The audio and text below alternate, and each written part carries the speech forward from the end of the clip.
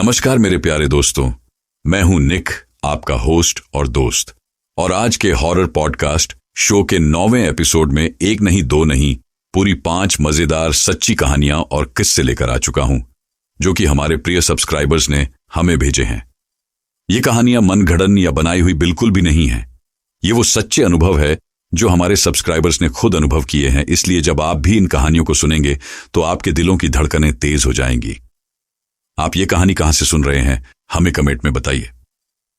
और अगर आपने चैनल अभी तक सब्सक्राइब नहीं किया तो सब्सक्राइब कर लीजिए। चलिए अपनी कुर्सी के पेटी बांध लीजिए। बिना देरी किए शुरू करते हैं आज की मजेदार कहानियां और किस्से। आज की पहली कहानी। मेरा नाम मनीष है और मैं उत्तराखंड का रहने वाला हूं।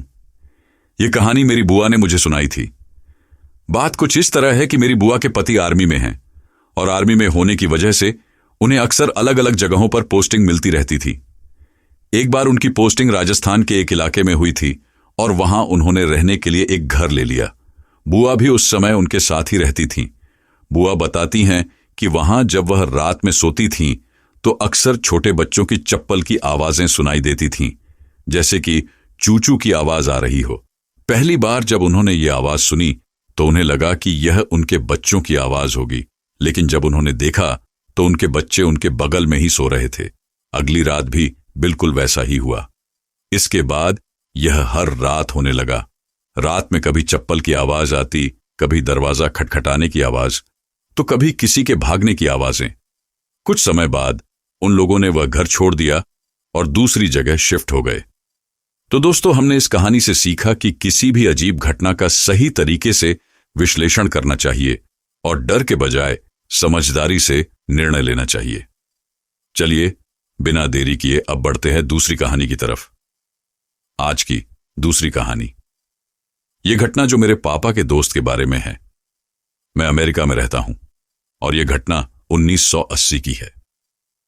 मेरे पापा का एक बहुत अच्छा दोस्त था जिसका नाम जॉन था। जॉन ओहायो स्टेट के डैम स्टेट पार्क नाम के एक बहुत बड़े जंगल में रेंजर का काम करता था। वह जंगल बहुत बड़ा था और इसलिए उनकी ड्यूटी जंगल के अलग अलग हिस्सों में लगती थी। जंगल के एक तरफ एक बहुत बड़ी नदी थी और बीच में एक खुला इलाका था जहां लोग कैंपिंग करने के लिए आते थे। पीछे की तरफ एक बहुत ही घना जंगल था। इस इलाके में एक पुलिस स्टेशन भी था जिसका पुलिस चीफ डेविड था, जो जॉन का बहुत अच्छा दोस्त था। डेविड अक्सर जंगल में जॉन से मिलने आता रहता था। एक दिन पुलिस चीफ डेविड जॉन से मिलने उसके ऑफिस में आया था। वह दिन बाकी दिनों की तरह बिल्कुल सामान्य था, लेकिन फिर रात करीब 8 बजे अचानक कैंपिंग साइट से एक इमरजेंसी मैसेज आया। उस समय डेविड जॉन के साथ ही था। जिस जगह से इमरजेंसी मैसेज आया था वह उनके यहां से करीब 15 मिनट की दूरी पर था।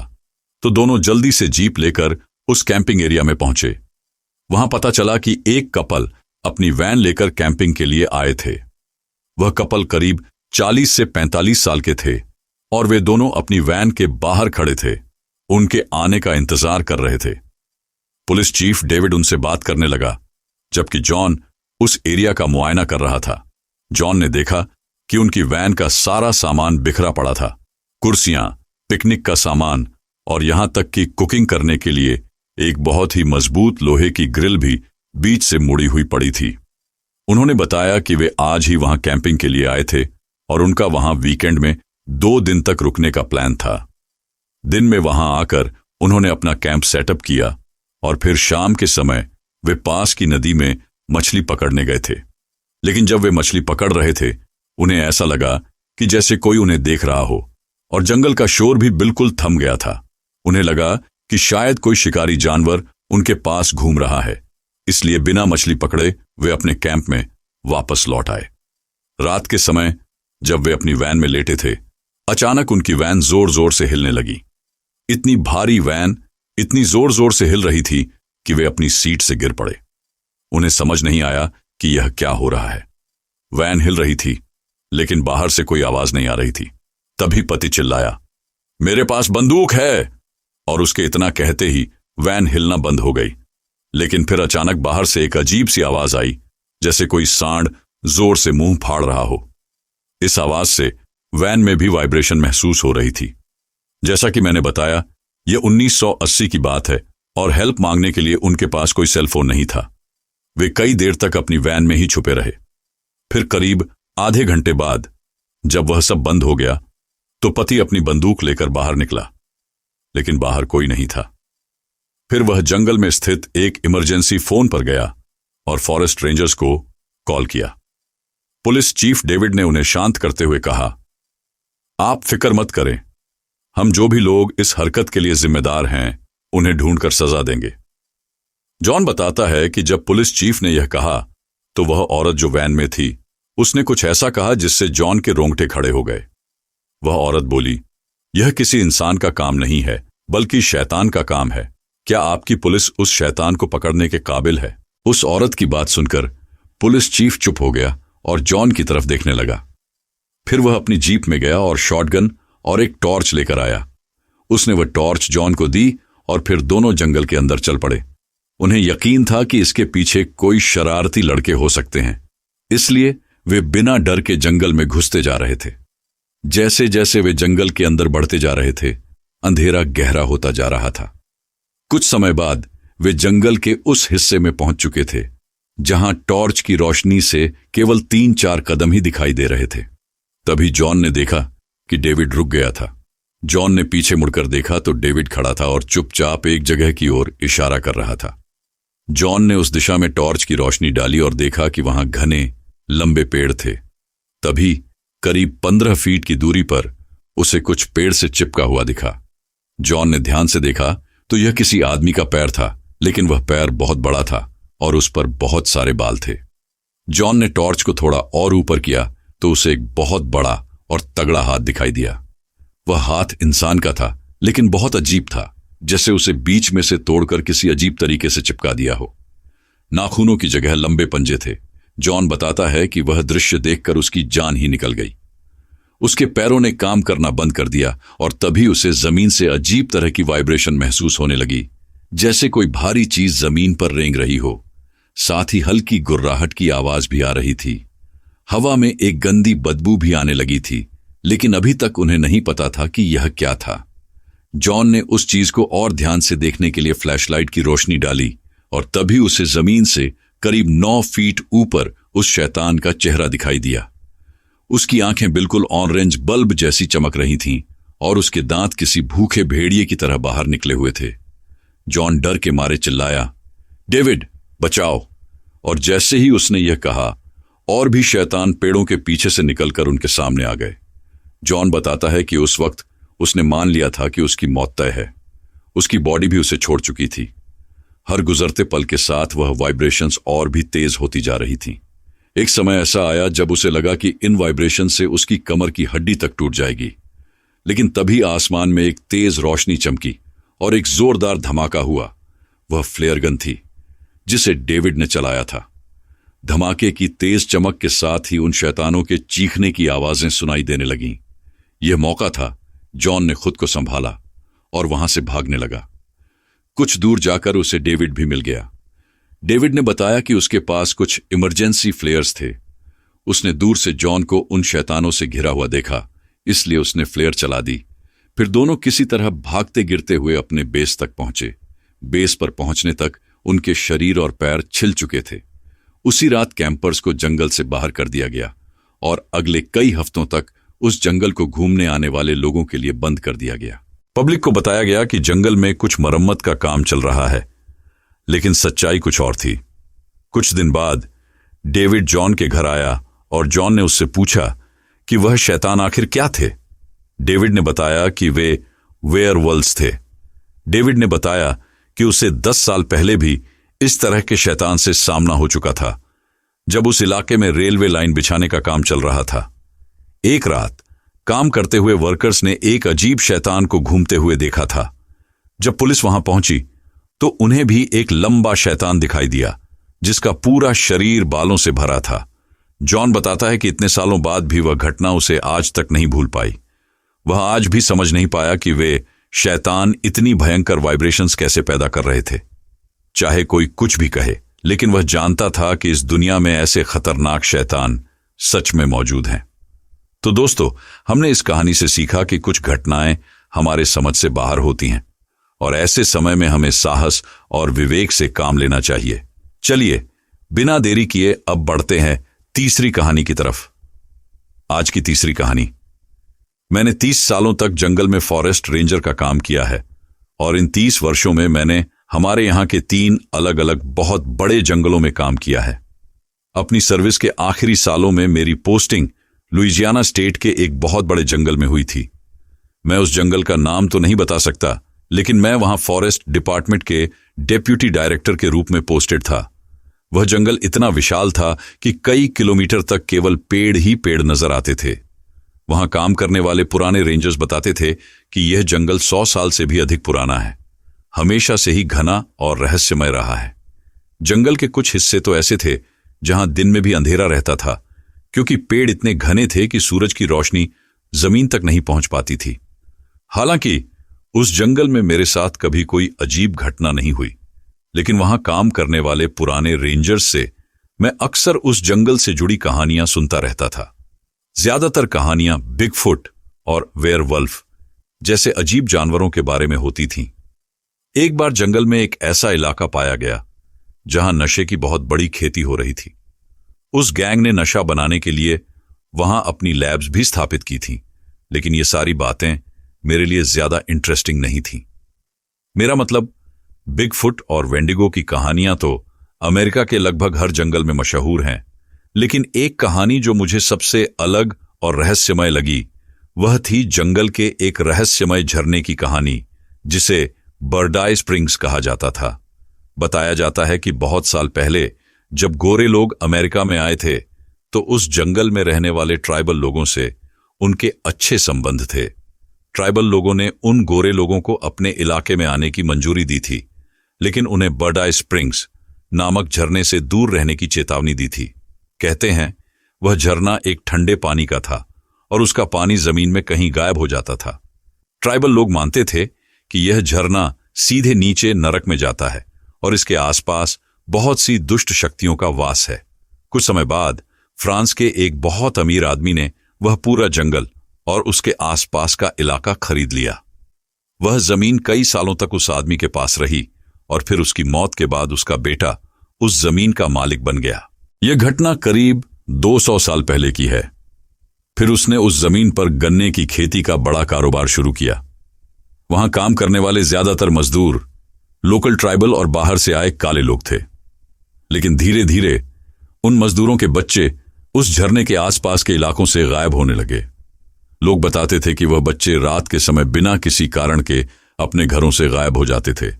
इन घटनाओं से बचने के लिए ट्राइबल लोगों ने रात के समय पूजा करना शुरू कर दिया और उन दुष्ट शक्तियों को शांत करने की कोशिश की। लेकिन जब वहां के मालिक को यह सब पता चला तो वह बहुत गुस्से में आ गया। उसे इन बातों पर विश्वास नहीं था। कहा जाता है कि वह मालिक धीरे धीरे उन बुरी शक्तियों के प्रभाव में आता जा रहा था और मजदूरों पर अत्याचार करने लगा। फिर एक रात उस मालिक की छोटी बेटी अपने घर से करीब 2 किलोमीटर दूर अपने दूसरे गोरे पड़ोसी के घर पहुंची। जब पड़ोसी ने उसे देखा तो वह पूरी तरह से खून से लथपथ थी। लड़की ने बताया कि कबीले के लोगों ने उनके घर पर हमला कर दिया था और उसके पूरे परिवार को मार डाला था। उसे भी एक पेड़ से बांध दिया गया था, लेकिन वह किसी तरह अपनी जान बचाकर वहां से भाग आई।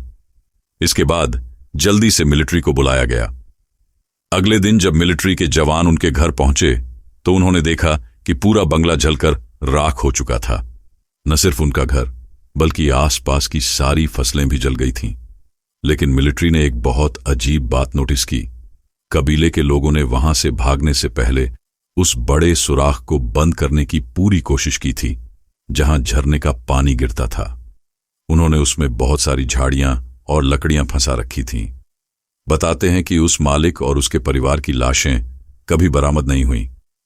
कुछ लोग यह भी कहते थे कि इस सब के पीछे कबीले के लोगों का हाथ नहीं था, बल्कि उन दुष्प्रभावों का था जो उस झरने में निवास करते थे। वह दुष्प्रभाव इस बात से नाराज थे कि उनके इलाके में लोग बसने आ गए थे।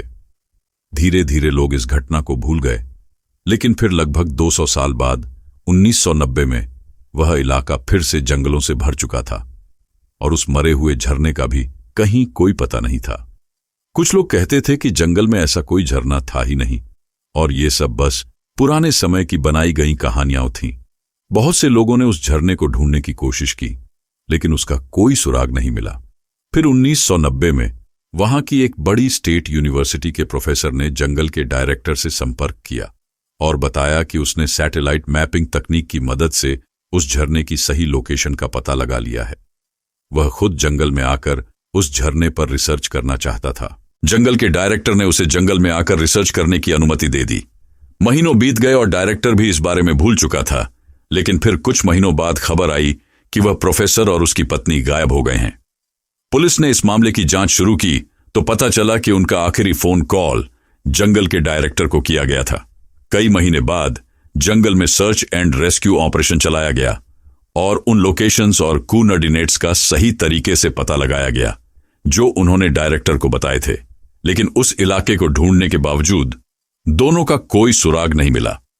न ही उनका जंगल में आने का कोई निशान मिला और न ही वह झरना मिला जिसके बारे में उन्होंने बताया था। एक हफ्ते बाद सर्च ऑपरेशन को बंद कर दिया गया, क्योंकि ऐसा कोई पक्का प्रमाण नहीं था जो यह साबित कर सके कि वे जंगल में आए थे या नहीं। लेकिन वे कहां गए, यह एक रहस्य बना रहा। वे जैसे धरती से अचानक गायब हो गए थे। कुछ समय बाद इस केस को भी बंद कर दिया गया, लेकिन फिर 1 साल बाद जंगल में घूमने आए एक कपल ने एक पेड़ की टहनी पर एक कैमरा लटका हुआ पाया। उस जगह पर कैमरा था जो जंगल के अंदर के इलाके में था। यहां तक कि हर 2-3 दिन में कोई न कोई उस रास्ते से गुजरता था, लेकिन वह कैमरा वहां कभी किसी ने नहीं देखा था। पहले तो उन्हें लगा कि शायद किसी टूरिस्ट ने उसे वहां टांग दिया होगा, लेकिन 2 दिन बाद जब वे अपनी कैंपिंग खत्म करके वापस उसी रास्ते से लौटे तो उन्होंने पाया कि कैमरा वहीं लटका हुआ था। इस बार उन्होंने कैमरा उतार लिया और रेंजर्स के ऑफिस में सौंप दिया। ऑफिस के लोगों ने सोचा कि कैमरा शायद किसी टूरिस्ट का गिरा हुआ होगा, इसलिए उसे लॉस्ट एंड फाउंड सेक्शन में रख दिया। इस बारे में फिर कोई खास ध्यान नहीं दिया गया। लेकिन 2-3 साल बाद जब उस कमरे की सफाई हो रही थी तो एक रेंजर ने नोटिस किया कि उस कैमरे में अभी भी रील मौजूद थी। तो उन्होंने उस कैमरे की तस्वीरें निकालने का फैसला किया। जब उस कैमरे की तस्वीरें निकाली गईं तो वह बहुत हैरान कर देने वाली थीं। फोटोग्राफ्स में एक 45 से 50 साल का आदमी दिखाई दे रहा था जो एक छोटी सी पहाड़ी पर खड़ा था। वह फोटो में पुराने जमाने के कुछ टूटे फूटे बर्तनों और चीजों को हाथ में उठाकर दिखा रहा था जो शायद उसे जंगल में मिले थे। लेकिन ये सिर्फ शुरुआत की कुछ तस्वीरें थीं। आगे की तस्वीरों में वह आदमी एक झरने की तरफ इशारा करता दिखाई दे रहा था और कुछ फोटोग्राफ्स में तो वह अपने हाथों से उस झरने का पानी पीता भी दिख रहा था। लेकिन फिर आखिरी कुछ तस्वीरें और भी अजीब थीं। उन तस्वीरों में वह आदमी एक बहुत बड़े जलते हुए घर के पास खड़ा दिख रहा था। वह उस घर की दीवारों पर बने डिजाइन को देखने का इशारा कर रहा था। लेकिन सबसे अजीब बात यह थी कि आखिरी कुछ तस्वीरें बहुत ज्यादा सफेद हो गई थीं। कुछ भी ठीक से नहीं दिख रहा था। इन फोटोग्राफ्स को जंगल की वेबसाइट पर डाला गया ताकि कैमरे के मालिक तक पहुंचा जा सके। बाद में पता चला कि जो आदमी उन फोटोग्राफ्स में था वह कोई और नहीं बल्कि वही प्रोफेसर था जो कुछ साल पहले गायब हो गया था। पुलिस को भी सूचित किया गया था। पुलिस के लिए यह केस बहुत अजीब था, क्योंकि जिस जगह वह कैमरा मिला था वहां से 100 किलोमीटर दूर तक भी ऐसा कोई जलता हुआ घर नहीं था जैसा कि उन फोटोज में दिख रहा था। यह समझ पाना मुश्किल था कि वह प्रोफेसर जंगल के किस हिस्से में चला गया था। आज इतने सालों बाद भी उन फोटोज की मिस्ट्री का पता नहीं लगाया जा सका है।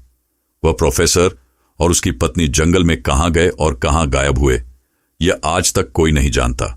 इसके अलावा कभी कोई सुराग नहीं मिला कि वह कैमरा वहां किसने टांगा था। तो दोस्तों, हमने इस कहानी से सीखा कि कुछ रहस्यों और घटनाओं को समझ पाना हमारे बस की बात नहीं होती।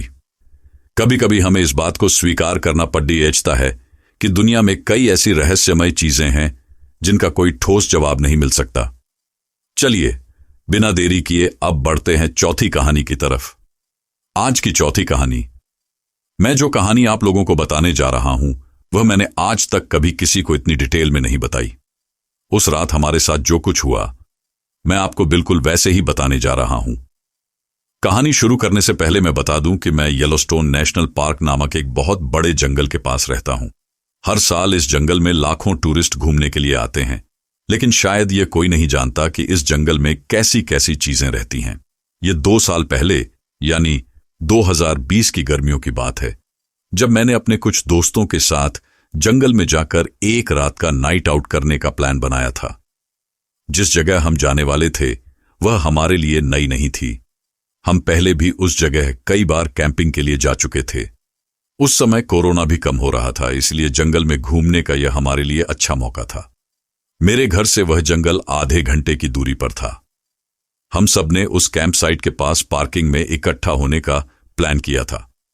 मैं अंधेरा होने से पहले ही घर से अपना सारा सामान लेकर निकल पड़ा। जब उस जगह पहुंचा तो देखा कि अभी मेरा कोई दोस्त वहां नहीं आया था, तो मैंने सोचा कि जब तक वह लोग आते हैं तब तक मैं अपना टेंट वहां लगा लूंगा। मैंने कार से अपना टेंट निकाला और कैंप में जाकर टेंट लगाने लगा। फिर टेंट लगाने के बाद अपना सारा सामान वहां रखा और वापस पार्किंग एरिया में चला गया, जहां मैंने अपने दोस्तों का इंतजार करना शुरू किया। कुछ देर बाद वह सब भी वहां पहुंच गए, लेकिन जब हम सब वापस कैंप में पहुंचे तो देखा कि मेरा सारा सामान वहां से गायब था। मेरा टेंट तो वहीं लगा था, लेकिन उसके अंदर रखा मेरा स्लीपिंग बैग और कुछ और सामान गायब था। इसका मतलब मेरी ऐसी चीजें भी वहां से उठा ली गई थीं, जो किसी के काम की भी नहीं थीं। यह देख मुझे बहुत गुस्सा आया और मेरा पूरा मूड खराब हो गया था। अब वहां रुकने का बिल्कुल भी मन नहीं था, लेकिन मेरे दोस्तों ने कहा कि हम बहुत दिनों बाद यहां घूमने आए हैं और एक ही रात की बात है, मैनेज कर लेना। लेकिन मुझे बहुत गुस्सा आ रहा था। मुझे पता था कि जिसने भी मेरा सामान चुराया है वह अभी भी उसी इलाके में होगा और ज्यादा दूर नहीं गया होगा। इसलिए थोड़ी देर बाद जब मेरे सब दोस्त वहां इकट्ठा हो गए और आग जलाने की तैयारी करने लगे, तो मैं अकेला ही आसपास के इलाके में उस चोर को ढूंढने के लिए निकल गया। मैं सोच रहा था कि बस मुझे एक बार उनके कदमों के निशान मिल जाएं तो मैं उन तक जरूर पहुंच जाऊंगा। लेकिन काफी देर घूमने के बाद भी मुझे कोई नहीं मिला। आखिरकार मैं अपने कैंप में वापस आ गया, क्योंकि मैं नहीं चाहता था कि मेरी वजह से बाकी लोग भी परेशान हों। उसके बाद हम लोग कैंप फायर के सामने बैठकर हंसी मजाक करने लगे और सब कुछ सामान्य चल रहा था। फिर रात करीब 1 बजे सब लोग सोने के लिए अपने अपने टेंट्स में चले गए, लेकिन मैं अपने टेंट में नहीं सो सकता था, क्योंकि मेरा सारा सामान चोरी हो चुका था। इसीलिए मैंने कैंप से करीब 20 कदम दूर अपनी कार में सोने का फैसला किया। मैं बता दूं कि मेरी नींद बहुत हल्की है। हल्की सी आवाज से भी मेरी आंख खुल जाती है। सोते हुए मैंने कार का शीशा थोड़ा सा नीचे कर लिया था, ताकि अगर कोई चोर रात में हमारे कैंप के आसपास आए तो मुझे पता चल सके। करीब 2 घंटे बाद मेरी जिंदगी का सबसे भयानक पल आया।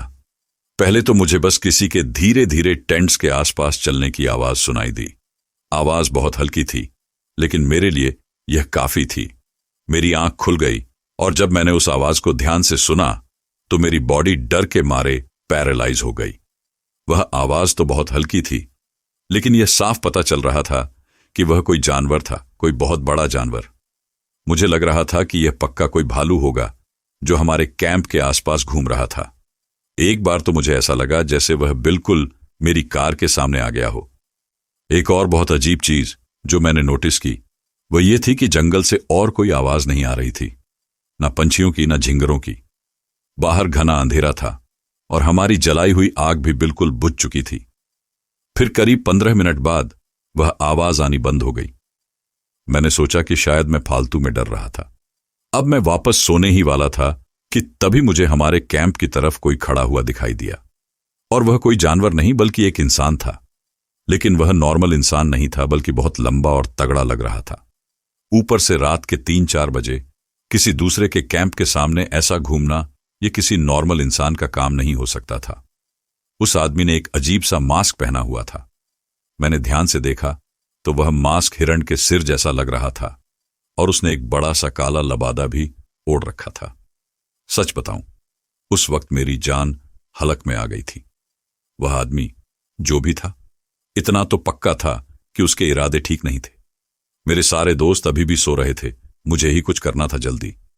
तो मैंने उसी वक्त अपनी कार स्टार्ट की और जोर जोर से हॉर्न बजाने लगा।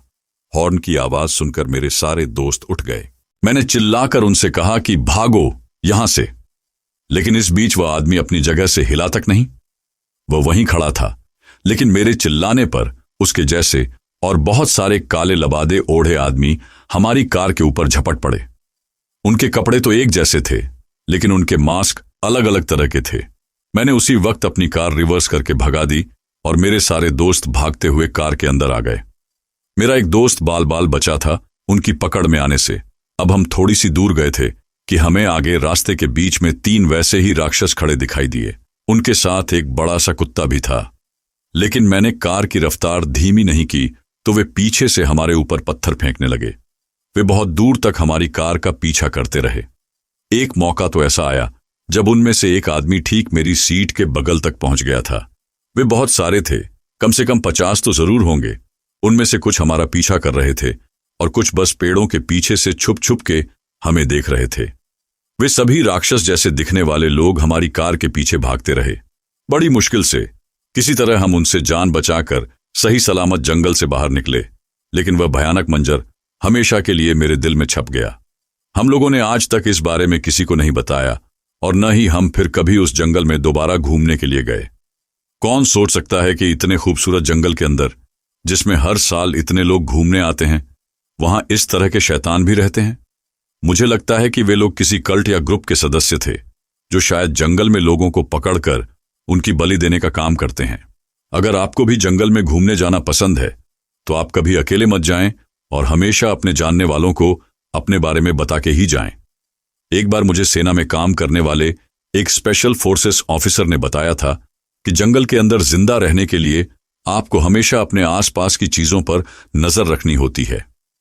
अगर कभी भी कहीं भी आपको कुछ गड़बड़ लगे या कोई अजीब चीज दिखाई दे तो उसी वक्त वहां से दूर चले जाएं, क्योंकि कुदरत अक्सर आपको अपनी जान बचाने का एक मौका जरूर देती है।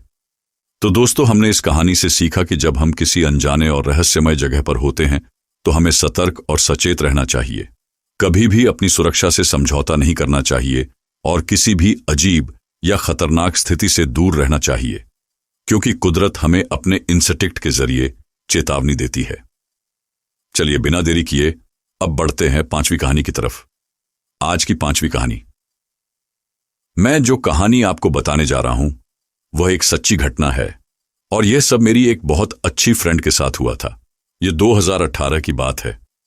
तो हुआ यह कि एक बार वह अपनी फैमिली के साथ कुछ दिनों के लिए छुट्टियां बिताने एक जंगल में गई थी। जंगल में रुकने के लिए उन्होंने वहां एक छोटा सा लॉज भी बुक कर लिया था। फैमिली में वह बस 3 लोग थे, मेरी फ्रेंड और उसके मम्मी पापा। पहले दिन जब वह जंगल में पहुंचे तो रूम में अपना सारा सामान रखने के बाद वे जंगल में बहुत देर तक घूमते रहे। सब कुछ नॉर्मल था, उनके साथ कुछ भी अजीब नहीं हुआ और न ही उन्होंने कोई अजीब चीज जंगल में नोटिस की। लेकिन फिर पहली रात मेरी फ्रेंड ने बताया कि रात में वह अपने बेड पर लेटी अपना फोन चला रही थी कि तभी उसे बाहर से एक अजीब सी आवाज सुनाई दी। उस वक्त उसने ईयरफोन भी लगाए हुए थे जिसमें हल्का हल्का म्यूजिक चल रहा था, लेकिन वह आवाज इतनी तेज थी कि उसे फिर भी सुनाई दे गई। उसने झट से ईयरफोन निकाले तो बाहर से एक अजीब सी सायरन जैसी आवाज आ रही थी। उस जंगल में भेड़िए तो रहते थे, लेकिन वह आवाज किसी भेड़िए की नहीं लग रही थी। वह जल्दी से उठकर अपने मम्मी पापा के कमरे में गई और उनसे पूछा कि क्या आपको भी ऐसी कोई आवाज सुनाई दी? लेकिन उनके मम्मी पापा ने वह आवाज नहीं सुनी थी।